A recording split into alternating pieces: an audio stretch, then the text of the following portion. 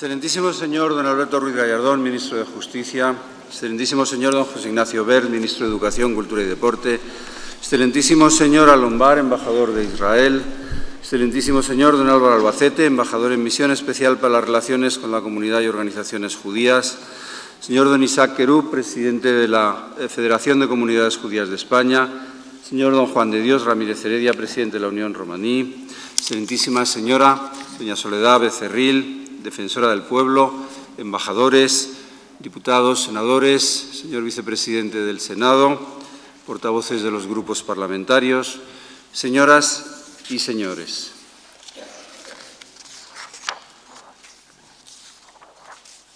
Un año más, en este 27 de enero, tengo el placer de ofrecerles mi más cordial bienvenida a este antiguo Salón de Sesiones del Senado de España. Tal fecha como hoy, hace ahora 69 años, tuvo lugar la liberación del mayor campo de exterminio nazi, Auschwitz-Birkenau.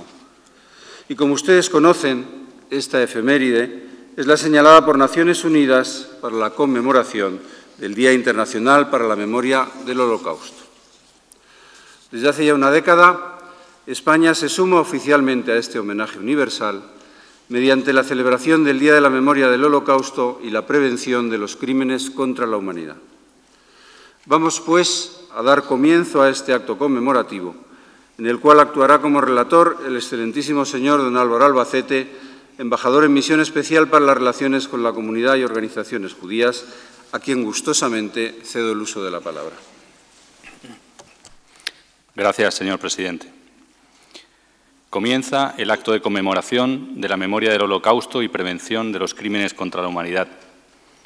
Se trata de un acto solemne y al mismo tiempo sobrio, de recuerdo a las víctimas, por lo que les ruego no aplaudir tras las intervenciones o los intervalos musicales.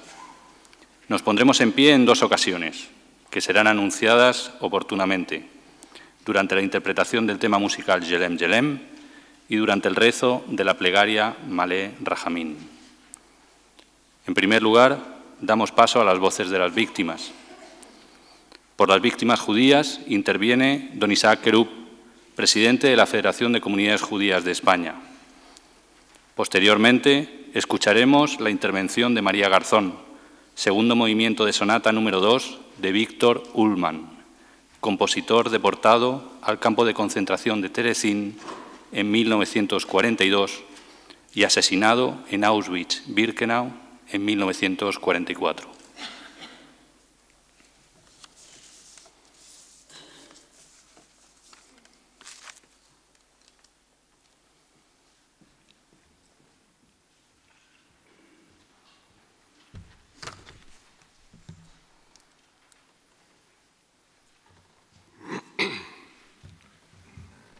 Presidente del Senado, ministro de Justicia, ministro de Educación, presidente del Consejo Rabínico de España, embajador de Israel, embajador de Canadá y presidente de la Alianza Internacional de Memoria del Holocausto, diplomáticos, senadores, diputados, secretarios de Estado, defensora del pueblo, embajador en misión especial, presidente de la Comunidad Judía de Madrid y representantes de las instituciones judías de España, secretario general de la Conferencia Episcopal, presidente de la Unión Romaní, director del Centro Sefará Israel, autoridades, señoras y señores.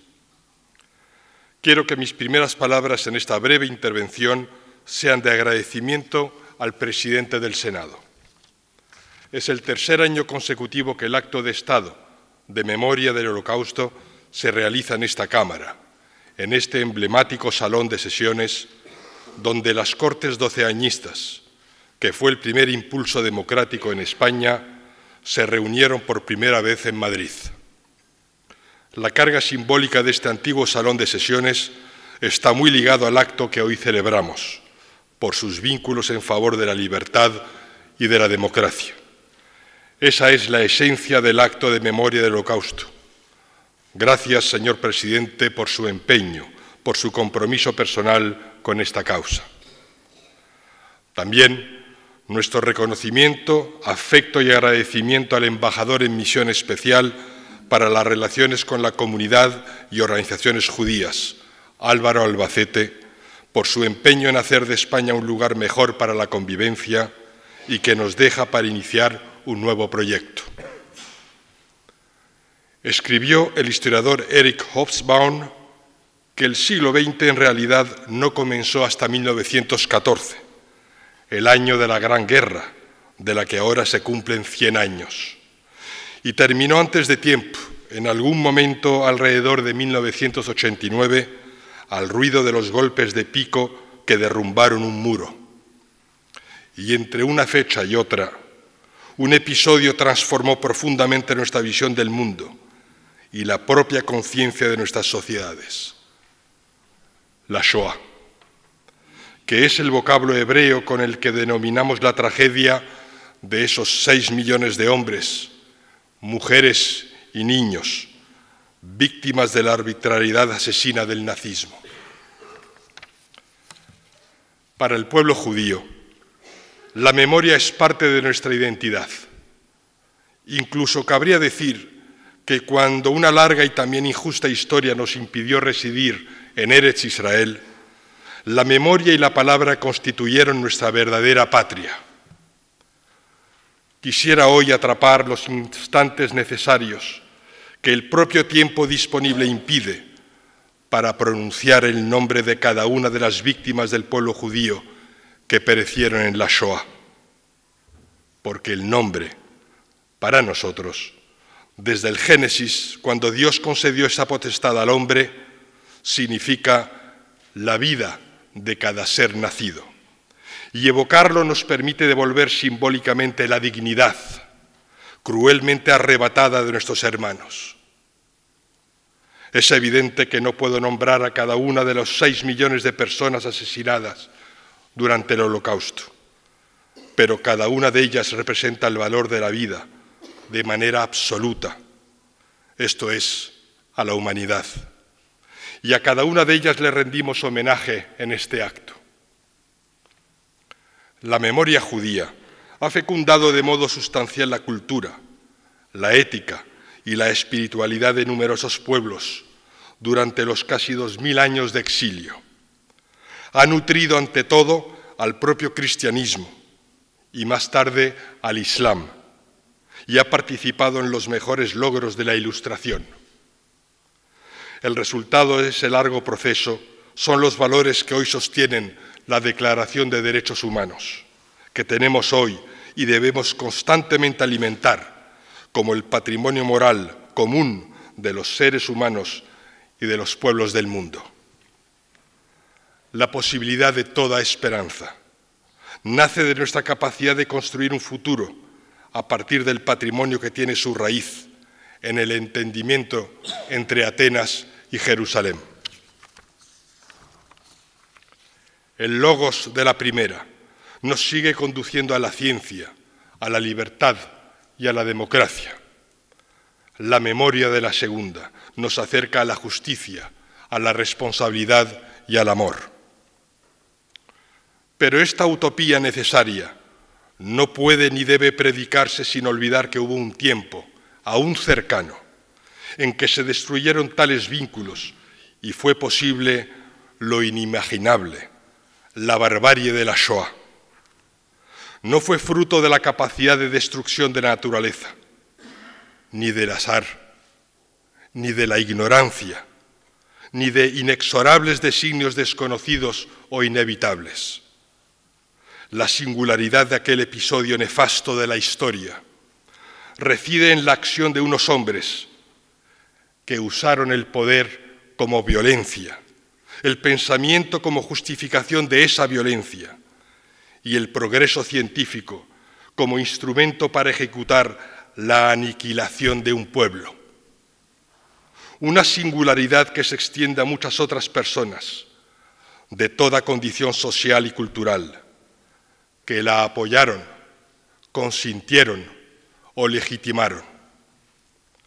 Y tal barbarie se produjo en la misma Europa, que había concebido los derechos humanos y pensado la democracia y el Estado de Derecho para su protección, por la que habían trabajado y vivido orgullosamente mucho de los judíos que formaban parte de las naciones de nuestro continente.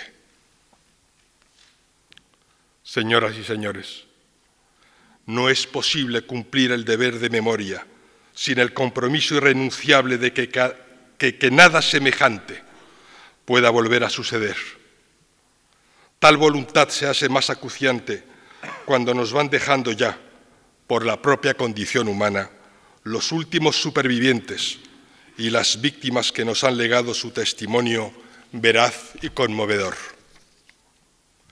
Y al mismo tiempo, esa voluntad se hace más imperativa al constatar, con escandalosa perplejidad, un incremento del negacionismo de la Shoah, su banalización y el aumento de acciones y comportamientos de un nuevo antisemitismo, junto al desarrollo creciente de posiciones políticas populistas y xenófobas en el mismo corazón de Europa, como vimos ayer en París. Quiero en este punto detenerme para reconocer públicamente el esfuerzo del ministro de Justicia en esta materia, al incluir en la reciente reforma del Código Penal la negación, trivialización o enaltecimiento del delito de genocidio. Pero hemos de ir más allá. Es preciso poner de relieve la importancia insoslayable de un compromiso mayor, que se adentre especialmente en el ámbito de la educación, en las escuelas, los institutos, en los colegios y hasta en la misma universidad, que haga realidad la enseñanza de la Shoah, abarcando el conocimiento y la valoración de la historia y cultura de los judíos europeos, y muy singularmente la de los judíos en España, nuestra apreciada Sefarad, así como el vínculo identitario e irrenunciable entre el pueblo judío y la tierra de Israel. Es este conjunto de conocimientos una materia prácticamente olvidada en nuestro sistema educativo y por ello siempre pendiente. En este sentido, la reciente Ley Orgánica para la Mejora de la Calidad Educativa, la LOMCE, ofrece un primer paso al referirse, en el apartado relativo a los valores que sustentan la democracia y los derechos humanos, al estudio del Holocausto judío como hecho histórico. Quiero por ello también rendir tributo públicamente al ministro de Educación por su valentía al abordar este aspecto de la reforma educativa. El próximo año conmemoraremos el 70 aniversario del final de la Segunda Guerra Mundial y la liberación de los campos de exterminio. Puede ser, yo creo que debe ser, el momento adecuado para este impulso en la tarea sin duda más importante, para continuar nuestro deber de memoria con las víctimas de la Shoah y de la historia. Me refiero a un compromiso de responsabilidad común en la enseñanza a nuestros hijos, del conocimiento y los valores que queremos seguir profesando. De manera particular, quiero mencionar, junto al estudio específico y singular de la Shoah, el conocimiento de las culturas patrimoniales, cristiana, judía e islámica, aquí como su valoración y contribución, especialmente en y desde España, pero también en muchas naciones de Europa, al desarrollo de la civilización occidental, junto a la relevancia global del proceso ilustrado en la construcción de la modernidad.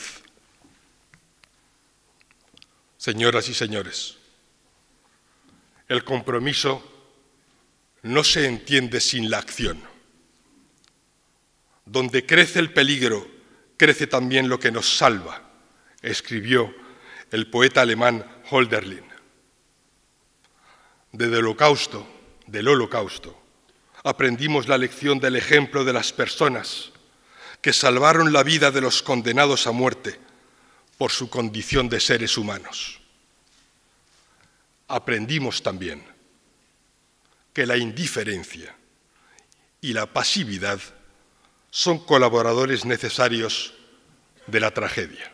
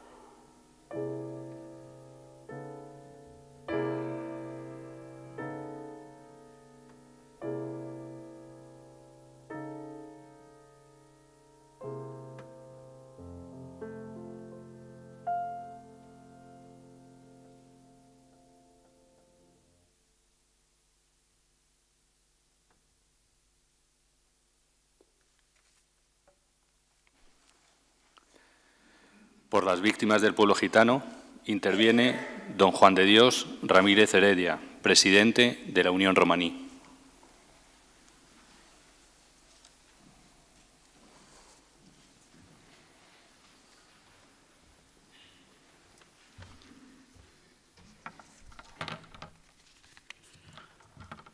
Señor presidente, dignísimas autoridades,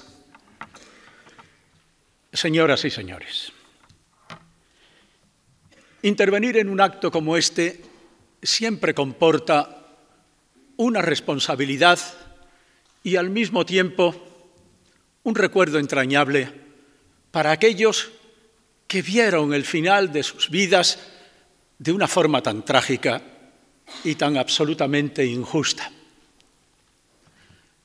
El noble y sufrido pueblo judío, del que los gitanos de todas las generaciones nos sentimos hermanos por tantas cosas que nos unen, ese sentido supremo y último a la libertad, ese deseo de seguir manteniendo la esencia de nuestra cultura, que al fin y al cabo muchas veces es la única y la mayor riqueza de la que disponemos, pero sobre todo la tragedia que en un momento determinado representó para un pueblo rico, importante, culto, en un final trágico con otro pueblo, el mío, el pueblo gitano, que sin ser rico, con unos índices de analfabetismo extraordinarios, pavorosos, fueron capaces de unirse en la tragedia y ambos sufrieron las mismas consecuencias del horror nazi, tal vez el horror y el comportamiento más nefasto que jamás en la historia de la humanidad haya podido suceder en nuestro planeta.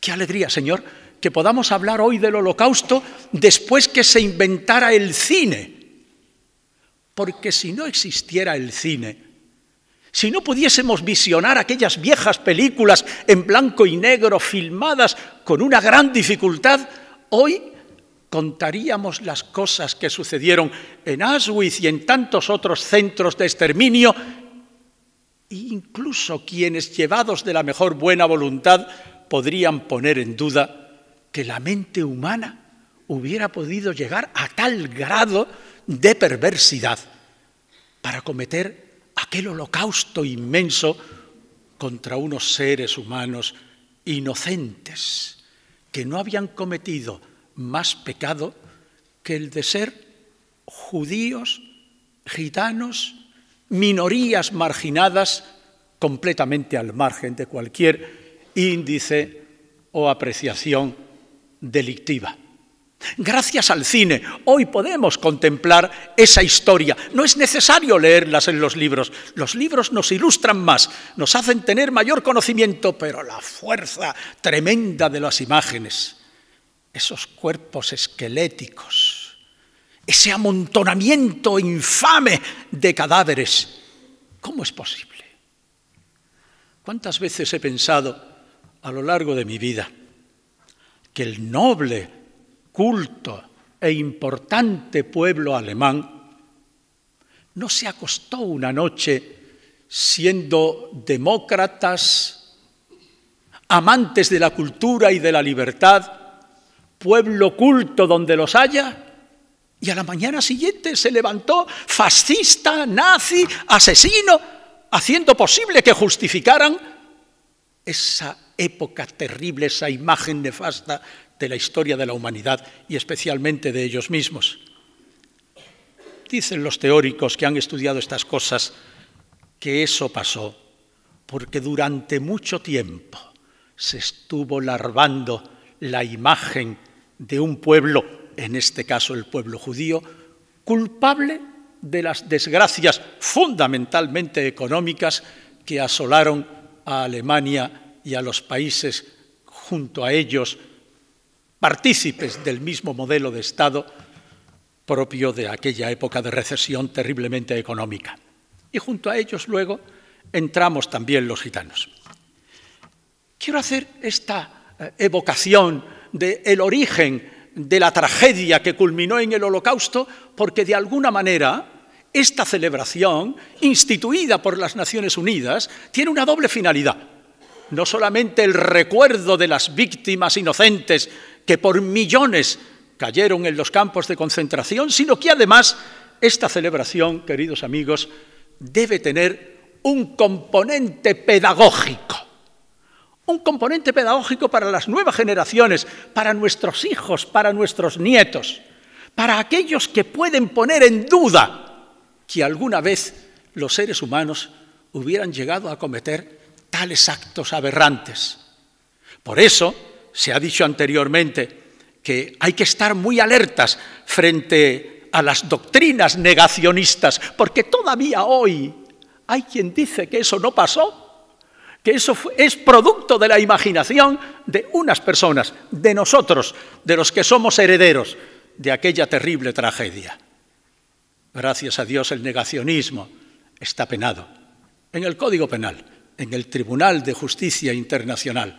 Tenemos que ser muy firmes y muy duros con respecto a aquellas apreciaciones que hacen posible que el negacionismo prenda fácilmente en la sociedad contemporánea. He leído esta mañana, mientras venía para acá, y me he alarmado de que en Francia, en las próximas elecciones al Parlamento Europeo, lo he leído esta mañana en los periódicos, parece que las encuestas dan como ganador en Francia, el país de los derechos humanos, el país que fue capaz, tras su revolución, de decir al mundo que todos los seres humanos somos iguales. En Francia parece que puede ganar las elecciones al Parlamento Europeo el señor Le Pen y lo que él representa en Francia. Un personaje al que conozco muy bien y con el que he tenido grandes e importantes batallas dialécticas durante mi estancia en el Parlamento Europeo. ¿Se habrán vuelto locos los franceses? ¿Cómo es posible que Le Pen figure en las encuestas como ganador de las próximas elecciones al Parlamento Europeo? ¿Qué tipo de labor pedagógica tenemos que desarrollar entre nuestros conciudadanos para que entiendan que ningún partido político, ningún movimiento cultural que auspicie, siquiera sea la justificación de que a los diferentes hay que eliminarlos o hay que rechazarlos, puede tener cabida en la Europa democrática que todos nosotros estamos construyendo?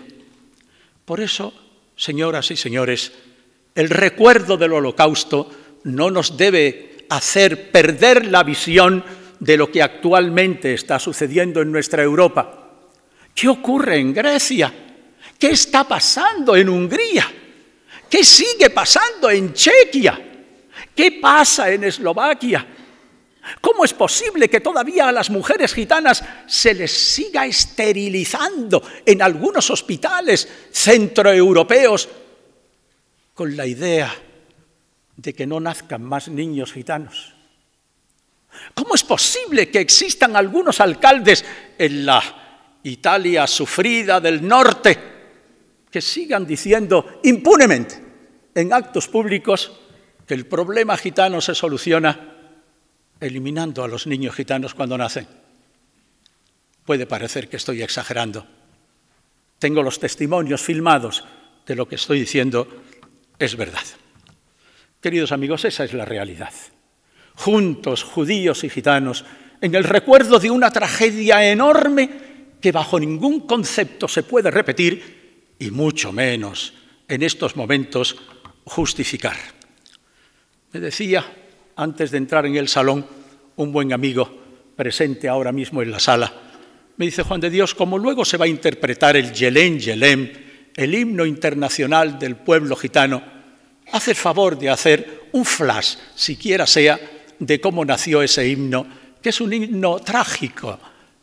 En el año 1971 tuve la suerte, porque Dios ha sido bueno conmigo y me ha permitido asistir a muchos acontecimientos que de otra forma no hubiera podido dar fe de ellos, al primer Congreso Mundial de Gitanos en Londres. Yo creo que la historia actual del pueblo gitano se debería dividir en un antes y un después de 1971. En aquella ocasión tomamos una serie de acuerdos muy importantes. Crear una comisión que estandarizara el idioma gitano, pedir al pueblo alemán una indemnización por las víctimas gitanas, no en forma de dinero, sino en forma de programas educativos de los niños gitanos de aquella época. Pedimos el reconocimiento de las Naciones Unidas para que nosotros, como minoría cultural no gubernamental, 14 millones de gitanos vivimos en el mundo, gozásemos de una representación en las Naciones Unidas, una representación evidentemente en el ámbito de la cultura. Los gitanos españoles queremos seguir siendo españoles y los franceses, gitanos franceses y cada uno del lugar donde está, pero una comunidad unida en el ámbito de la cultura, de la historia, de la tragedia. Y termino. En ese año de 1971 en Londres se compuso el himno gitano que luego vamos a oír en el violín. Lo compuso Jarko Janovic, un gitano de origen ruso, afincado en París desde hacía mucho tiempo. Y yo vi cómo lo componía allí en Londres. Él lo hacía con la balalaika. La letra es una vieja letra que evoca precisamente la tragedia de los campos de concentración nazis, esas negras legiones que vinieron a arrebatarnos a nuestros viejos, a nuestras mujeres y a nuestros niños. Y Jarko Janovic iba pulsando la balalaika y le iba dando forma musical a aquella vieja, entrañable y dramática letra. Y una noche, cuando ya nos íbamos a despedir, una gitana preciosa, guapísima, Raya Rudikova. Si tenéis curiosidad, buscar en las tiendas y en los establecimientos de aquellos viejos LPs algún disco de ella porque existen. Yo tengo la suerte de tener dos. Y Raya Rudikova, que a la sazón podría tener 22, 23 años y que asistió a este congreso, fue la primera gitana a la que yo he oído interpretar el himno que vamos a escuchar dentro de unos minutos. Y Raya Rudikova se subió a un improvisado escenario que nosotros mismos le montamos con unas tablas y con unas cajas para que estuviese un poco más elevada y nos viera. Y empezó a cantar aquella gitana. A mí me evoca mucho la imagen de nuestra desaparecida Lola Flores, figura genial en la interpretación flamenca del cante y del baile gitano. Y Raya Rudikova empezó a decir Yelem, Yelem, Lungo Nedromensa, Maladilén. Empezó a evocar aquella tragedia que hoy estamos conmemorando. Pero el himno tiene un estribillo muy sencillo. Dice, ay Romalé, ay chavalé. Ese es el estribillo del himno, que quiere decir literalmente, ay mis hombres gitanos, ay mis niños gitanos. Y en aquellos momentos, señoras, señores, Raya Rudikova llorando porque ella había visto cómo sus hermanos habían muerto en los campos de concentración, sus padres, sus abuelos. Estoy hablando de 1971, de 1945 hasta el 71, había transcurrido muy poco tiempo. Todavía estaban vivos algunos de los supervivientes. Algunos recordaban a su padre, a su madre, a sus hermanitos, muertos en las cámaras de gas. Y Raya Rudikova, que había perdido a toda su familia, en aquel momento se tiró literalmente al suelo y machacándose las manos contra aquellas maderas improvisadas, decía, ay chavalé, ay romalé, ay mis hombres gitanos, ay mis niños gitanos. Y se hizo sangre, y se hizo sangre. Queridos amigos, que la sangre de Raya Rudikova, el recuerdo de las víctimas del noble pueblo judío y del sufrido pueblo gitano, prendan en nuestras conciencias y hagan posible que allí donde estemos, donde tengamos la posibilidad de elevar nuestra voz para dar un testimonio dramático de lo que ocurrió hace ya tantos años, jamás pueda ser justificado, jamás pueda ser reproducido. Muchas gracias, señor presidente.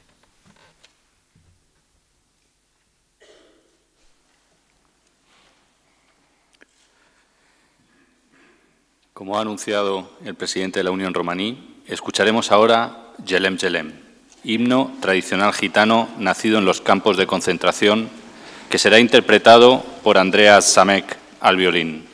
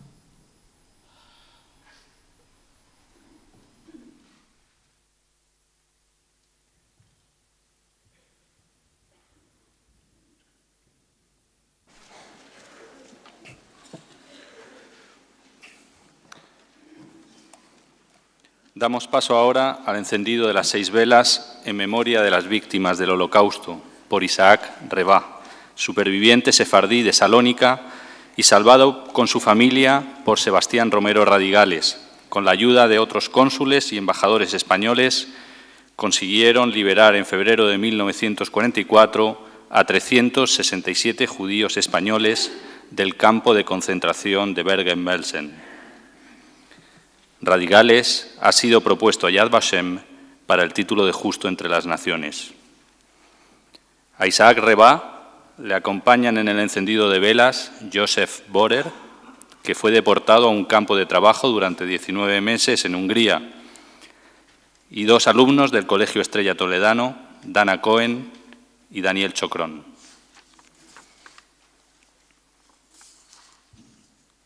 Inmediatamente después del encendido de velas, escucharemos a Andrea Zamek al violín con la interpretación de Elí Elí, melodía inspirada en el Salmo 22 del rey David.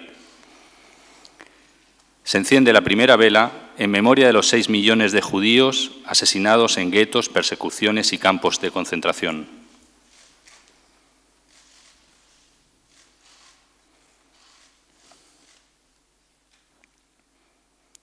Se enciende la segunda vela en memoria del 1,5 millones de niños asesinados por los nazis.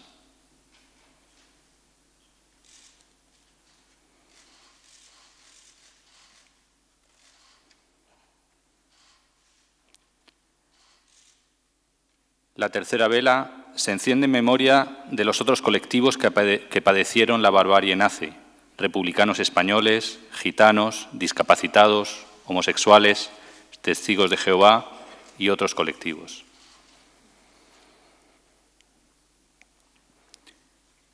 La cuarta vela es encendida en memoria de los justos entre las naciones, aquellos quienes a riesgo de sus vidas salvaron a miles de perseguidos, y en memoria de quienes fueron salvados por los justos.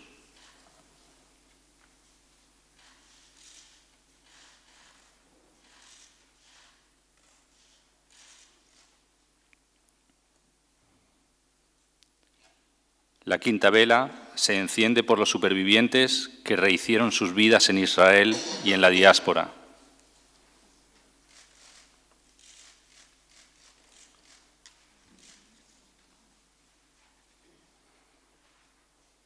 Y la sexta vela se enciende por la preservación de la memoria de las víctimas del Holocausto y de los justos entre las naciones, por la ineludible responsabilidad de luchar contra el negacionismo, rechazar el odio, combatir la indiferencia y elevar los principios de la convivencia y de la vida misma.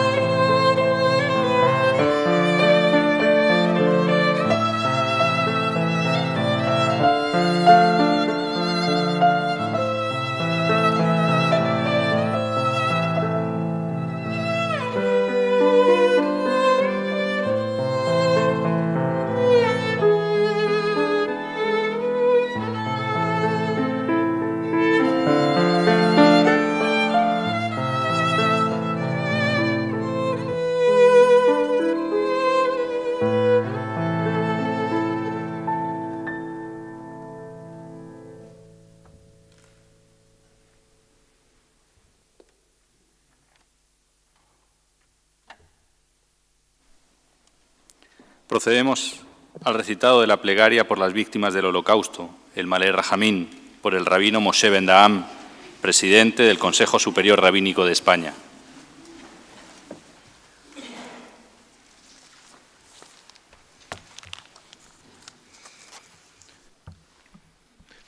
Plegaria para la elevación de las almas de las víctimas de la Shoah. El Malé Rachamim shochen bameromim amse menucha nechona tachat kanfei hashechina במעלות קדושים וטהורים, כזוהר הרקיע מסהירים לנשמות 6 מיליון מאחינו בני ישראל, אנשים, נשים, ילדים וילדות, שנהרגו ושנשחטו, שנחנקו, שנשרפו ושנקברו חיים על קידוש השם בארצות תחת ממשלת גרמניה ובשאר ארצות השמדה ובארצות אירופה שמסרו נפשם על קידוש השם בעבור שכל העם. בישראל ובגולה נתפלל להזכיר זכרה ולעילוי נשמותיהם, לכן ברחמים הסתירם בסתר כנפיך לעולמי וקצרור בקצרכי נשמותיהם בגן עדן אדוני ונחלתם, ארץ אל תכסה דמם ותשתוק לזעקתם, וינוחו בשלום על משכבותם, ונאמר אמן. Dios, lleno de misericordia que reside en las alturas, concede perfecto reposo en el reino celestial entre los justos y los puros que brillan resplandecientes a las almas de los 6 millones de nuestros hermanos y a todos los hombres, mujeres y niños que fueron asesinados vilmente, quemados, ahogados, estrangulados y enterrados vivos, santificando el nombre divino en los países del opresor nazi. Todos ellos son merecedores de que hagamos una plegaria para recordarles y elevar sus almas. Dios misericordioso, conserva por siempre sus almas vivas bajo tu gran presencia. Descansen en paz y todos los presentes diremos amén.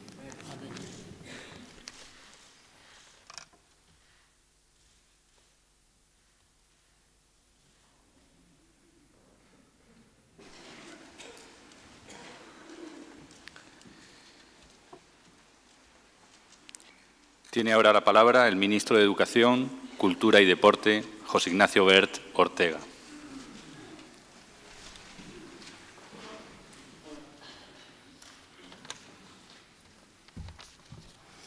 Señor presidente, autoridades, senadores, diputados, embajadores, señoras y señores. A veces, con los grandes crímenes, con el genocidio, mantenemos la idea o la actitud o el comportamiento esquivos e incómodos. Pensaríamos que solo el silencio y el olvido nos proporcionan una estrategia confortable, viable, como forma de enfrentar el horror absoluto. Y sin embargo, como ha dicho Isaac Kerub, es imprescindible que la memoria tome la palabra, que los testimonios vivos de la muerte, mientras existan, continúen transmitiéndose de generación en generación y que cuando ya no quede ningún testimonio, tengamos el testimonio permanente de esa historia oral del horror absoluto. Creo que nada ilustra mejor sobre la Shoah que los 566 minutos del documental de Claude Lanzmann, nadie que se haya enfrentado a ese documental podrá olvidar ni dejará de recordar a los otros lo que la Shoah significa. Porque más allá del horror, más allá de lo que significa la memoria del holocausto judío y gitano, está lo que él mismo tiene de cuestionamiento irrevocable, irreversible, impetuoso, de lo que somos y lo que podemos llegar a ser, de hasta dónde podemos llegar, de lo que no hemos podido impedir. Las preguntas de por qué no han parado de interpelarnos desde entonces. Hoy conmemoramos 69 años desde la liberación de Auschwitz-Birkenau, pero la memoria tiene que ir mucho más allá. Estas preguntas no pueden dejar de impregnarnos, de impresionarnos, de preguntarnos, de perseguirnos, de impregnar nuestra forma de ser. Porque el Holocausto fue la negación del hombre, la negación del humanismo, la negación de la cultura, la negación de la historia y la negación de nuestra concepción del mundo. Si el latino acuñó la expresión «soy hombre y nada de lo humano me es ajeno», creo que el Holocausto nos obliga a recordar que somos hombre y nada de lo inhumano nos es ajeno. El historiador alemán Friedrich Meinecke, en su libro La catástrofe alemana, concluye con frialdad científica que, hablando del nazismo, que esto no era necesario. Esa no es la cuestión. La cuestión no es si el nazismo era o no necesario. La cuestión es que el abominable episodio histórico es necesario recordarlo y es necesario que no se pierda su recuerdo. Por eso, un acto como el de hoy, tan cargado de emociones, tan cargado de hondura, tan cargado de sinceridad, es sin duda un momento de dolor y de duelo, pero es también un momento de compromiso moral y de esperanza. Como el poeta Antonio Machado señalara en su elegía a Francisco Giner de los Ríos, hagamos de este duelo un duelo de labores y esperanza. Auschwitz nos recuerda, nos obliga a recordar un momento traumático de nuestra historia como seres humanos. Nos exige conocer lo que allí sucedió para poder evitar su repetición, pero sobre todo nos apremia a construir y seguir construyendo Europa desde bases morales más sanas, más sólidas y más acogedoras.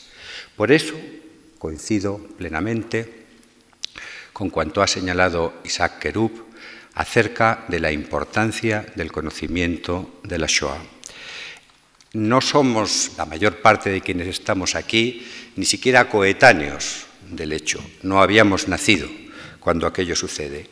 Pero es importante que las generaciones más jóvenes no releguen al pasado, no permitan el olvido, no bajen la guardia frente a peligros actuales que efectivamente, basados en el racismo, en la xenofobia, en el totalitarismo, acechan a ese mundo humano, a ese mundo de libertades.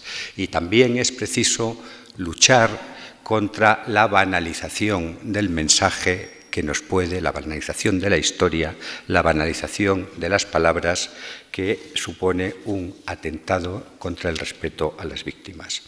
Por eso, como se ha dicho también, la Ley Orgánica de Mejora de la Calidad Educativa incorpora el aprendizaje de la prevención y resolución pacífica de los conflictos y de forma muy específica incluye el estudio del Holocausto como hecho histórico. Recordemos, no solo hoy, no solo en el día que las Naciones Unidas han marcado para el recuerdo de la Shoah, no solo en el Yom HaShoah, recordemos siempre. No caigamos en la tentación confortadora pero irresponsable del olvido. No caigamos en el pretexto de que los años transcurridos nos permiten separarnos del horror, porque nada nos separa de ello.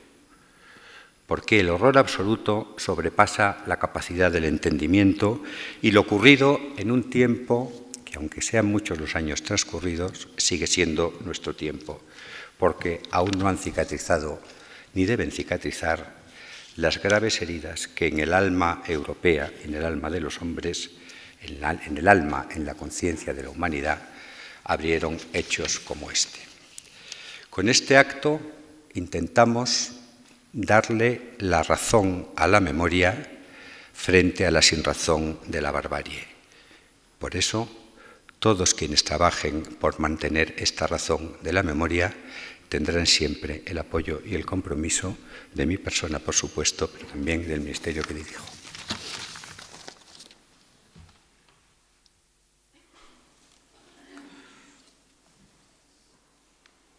Tiene ahora la palabra el ministro de Justicia, Alberto Ruiz Gallardón.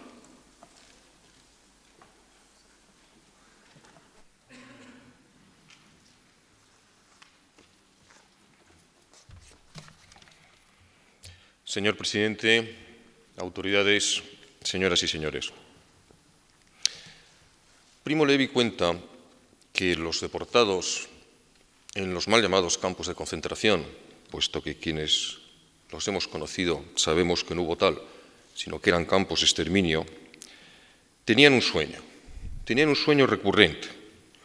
Ellos se veían a sí mismos al día siguiente de su liberación, como si todo hubiese terminado ya, o como si nada de lo que en realidad pasó hubiese pasado. Una pesadilla tan aberrante que al no poder ser real formaba parte de eso, de un sueño. Bien, quizá este año deberíamos de reflexionar sobre si este acto que celebramos todos los 27 de enero no es uno de esos sueños.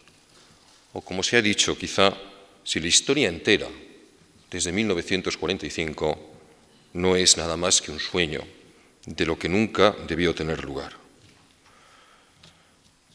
Debemos de mirarnos a nosotros mismos, además de mirar con respeto y auténtica misericordia a los que murieron por la brutalidad nazi, y preguntarnos si hemos derrotado a la bestia. Si la bestia nazi acabó con el final de la Segunda Guerra Mundial. Es verdad que la mayor industria de muerte que el hombre ha conocido nunca, el complejo de campos de Auschwitz, fue liberado un 27 de enero de hace 69 años. Pero podemos afirmar con la misma certeza histórica que el terror puro ha desaparecido de la faz de la tierra. ¿Por qué nos sigue desasosegando el nombre de Auschwitz?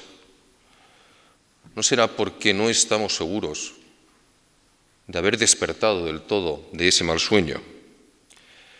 Y aunque es cierto que hasta ahora nada puede igualar las dimensiones demoníacas de la Shoah, no es cierto que seguimos viendo imágenes de cuerpos desnutridos, torturados, como si siempre en algún lugar del mundo hubiera algún aprendiz dispuesto a emular el Holocausto. El fantasma del antisemitismo. ¿No es cierto que es una pulsión demasiado persistente y arraigada? ¿No es cierto que a veces amaga con resurgir contra todo pronóstico, contra toda racionalidad? ¿Y no es cierto que muchas veces lo hace bajo un semblante de cinismo, de risueño cinismo? ¿No nos estremecemos al contemplar en pleno siglo XXI que determinados grupos políticos se jactan en hacer un saludo nazi invertido, que en modo alguno es su negación, sino antes al contrario, su pura continuidad?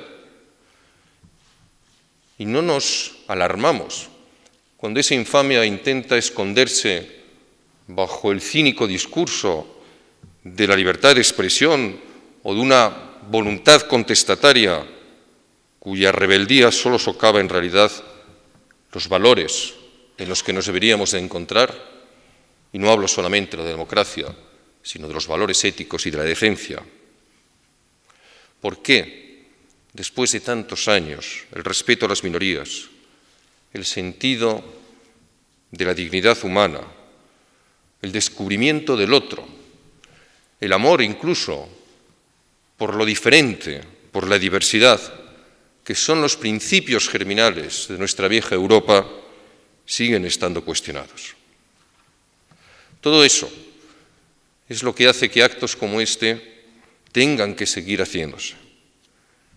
Y es lo que no debe permitirnos nunca, de cara a la máxima obligación, que dejemos de transmitir a las siguientes generaciones lo que ocurrió. Y no solamente para que no vuelva a ocurrir, según la leyenda que el filósofo español George Santayana tiene en la puerta de entrada de Auschwitz, sino también para que seamos conscientes de que no somos tan fuertes como nos creemos, de que nuestra debilidad de la naturaleza humana está como estuvo en su momento la posibilidad de hacer los actos más brutales. Esa es la razón por la que los poderes públicos no pueden conformarse con una condena moral. Esa es la razón por la que, como explicaba el ministro de Educación, tenemos obligación de introducir ese conocimiento a las futuras generaciones.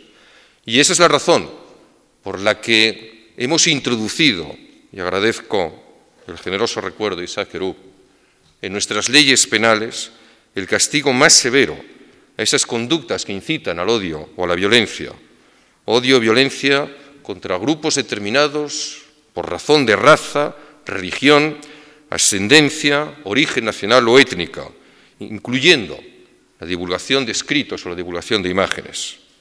Esa es la razón por la que la apología, la trivialización flagrante, la negación de los crímenes de genocidio contra la humanidad tienen que tener el máximo reproche, un reproche penal. Porque no hay una variante aceptable del fanatismo. Por eso es por lo que tenemos que llegar mucho más lejos de aquello que nos comprometimos con las propias instituciones europeas. Termino, señor presidente. Los asesinos consiguieron su objetivo de terror y de matar, pero nos tiene que abrir una puerta a la esperanza saber que fracasaron en uno de sus objetivos. Ellos pretendían, a través de la muerte de los judíos, de los gitanos, de los homosexuales, de los discrepantes, de los discapacitados, erradicar lo que de humano hay en el hombre mismo. Y el hecho de que hoy estemos aquí significa que no lo consiguieron. Los deportados en los campos de concentración volvían a soñar cada noche que seguían siendo personas con una vida normal y que o bien todo había concluido o que quizás nada había ocurrido. Ahora nosotros tenemos la responsabilidad de dar vida a ese sueño. Tenemos la obligación de vivir la vida por ellos, a los que se la negaron. Y sobre todo, tenemos el deber moral, con el propio sentido de la raza humana, de hacer imposible que por desconocimiento e ignorancia ninguna generación futura vuelva a avergonzarnos como nunca se ha avergonzado a la humanidad.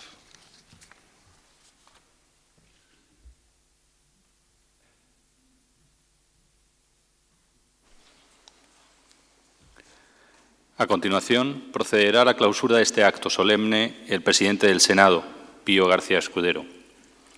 Tras su intervención, escucharemos a María Garzón al piano interpretando Variaciones y fuga de la sonata número 7 de Víctor Ullmann, la última obra del compositor antes de ser asesinado en Auschwitz y que dedicó a sus hijos, que en ese momento ya se encontraban a salvo en Inglaterra.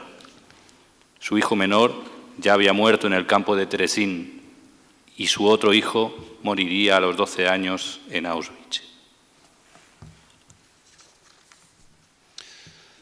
Refiriéndose a las víctimas del Holocausto, el poeta francés Paul Éluard escribió: «Si el eco de sus voces se debilita, pereceremos».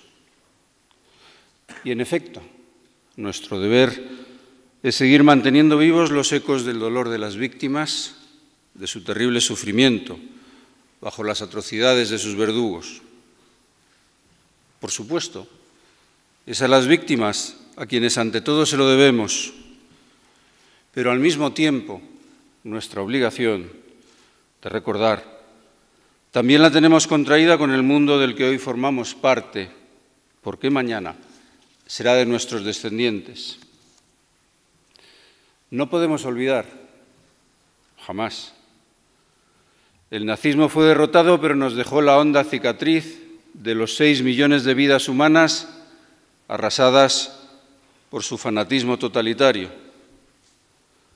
Esa cicatriz nos acompañará siempre, sin que nadie pueda ignorar o considerarse ajeno a su lacerante evidencia.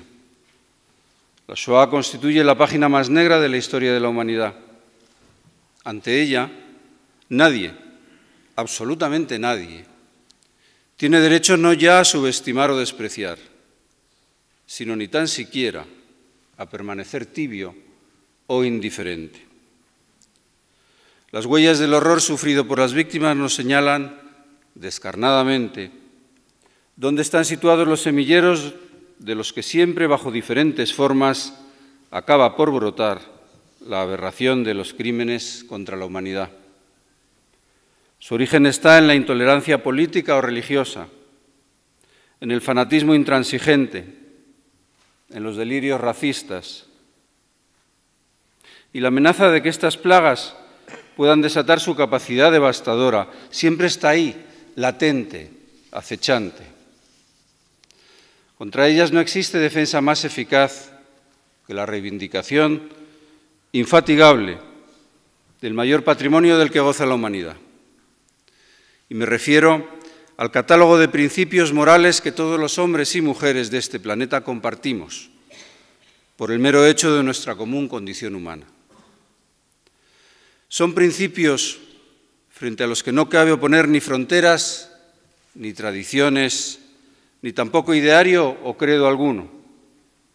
Son ideas sencillas, pero tan potentes como que todos nacemos libres e iguales en dignidad y derechos, que la homogeneidad no puede imponerse, porque la naturaleza humana es, gracias a Dios, diversa, plural, que no hay razón alguna con más valor que una vida humana, que nadie puede proclamarse propietario exclusivo de la verdad para imponerla a sus semejantes, o que ningún pretexto justifica que la política deba discurrir por caminos vedados a la moral.